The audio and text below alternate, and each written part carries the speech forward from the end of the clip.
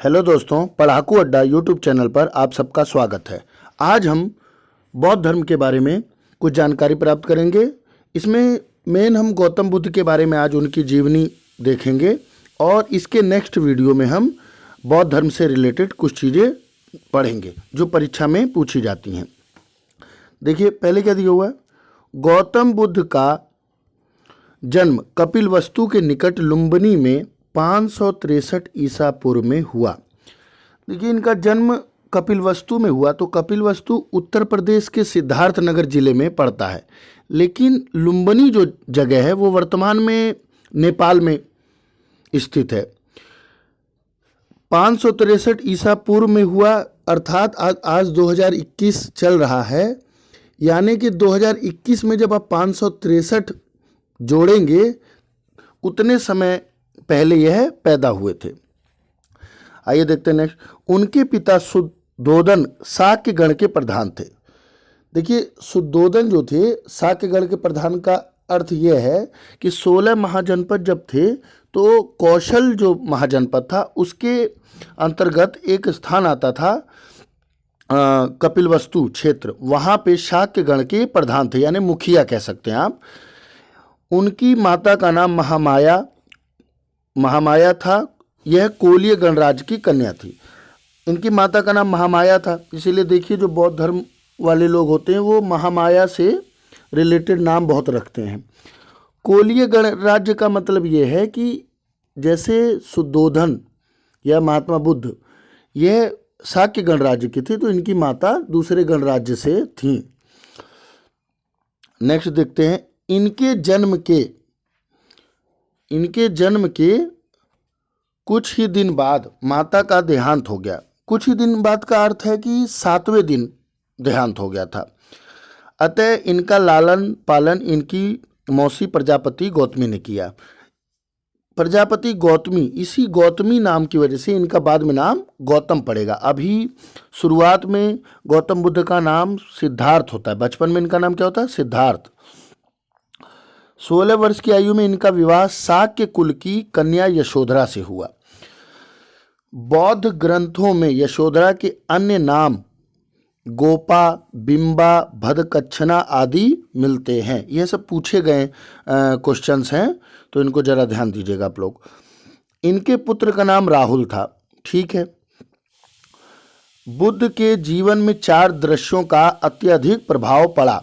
वो 4 दृश्य क्या थे? जब ये पहली बार चन्ना के साथ जाते हैं अपने स्टेट विजिट पे, तो रास्ते में इन्हें जो 4 दृश्य दिखते हैं उनको क्रमानुसार लगाने को आता है कि पहले कौन सा हुआ। तो पहले इन्होंने वृद्ध व्यक्ति को देखा, उसके बाद बीमार व्यक्ति को देखा, फिर मृतक व्यक्ति को देखा और अंत में सन्यासी को देखा। तो इन्हें लगा कि वृद्ध होना भी जो है एक समय सबके जीवन में आना है, बीमार भी व्यक्ति हो सकता है, मृत्यु तो सबको आनी है, लेकिन यह सब दुखमय वाली चीज़ें हैं।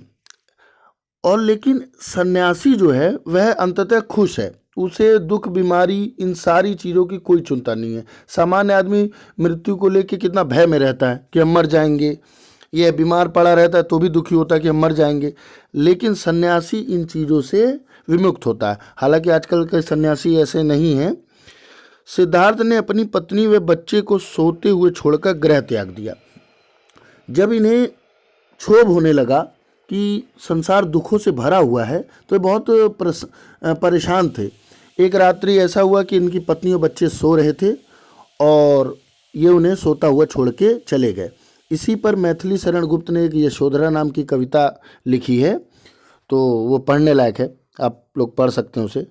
गृह त्याग के समय बुद्ध की आयु 29 वर्ष थी।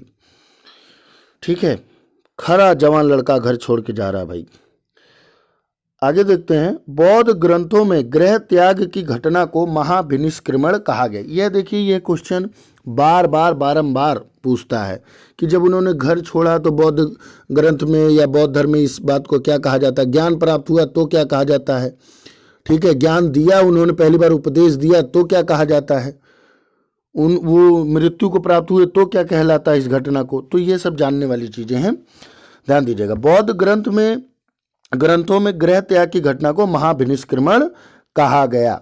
ठीक है, महाभिनिष्क्रमण है ये, महाभिनिष्क्रमण, इसको जरा आप लोग ध्यान दीजिएगा, महाभिनिष्क्रमण कहा गया। ठीक है, सांख्य दर्शन के आचार्य आलार कलाम से वैशाली के समीप उनकी मुलाकात हुई।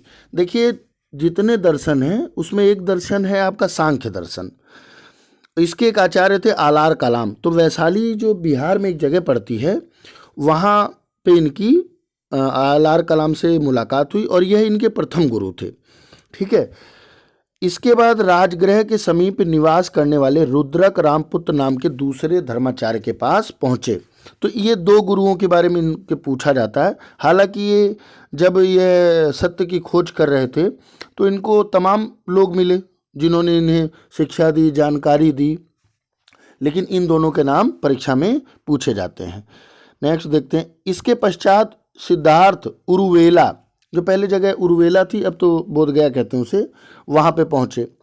6 वर्षों की कठिन तपस्या के पश्चात, भाई 29 में इन्होंने छोड़ा था अपना घर और 6 वर्ष के बाद ये 35 वर्ष के हो गए अवस्था में वैशाख पूर्णिमा की रात्रि को एक पीपल के पेड़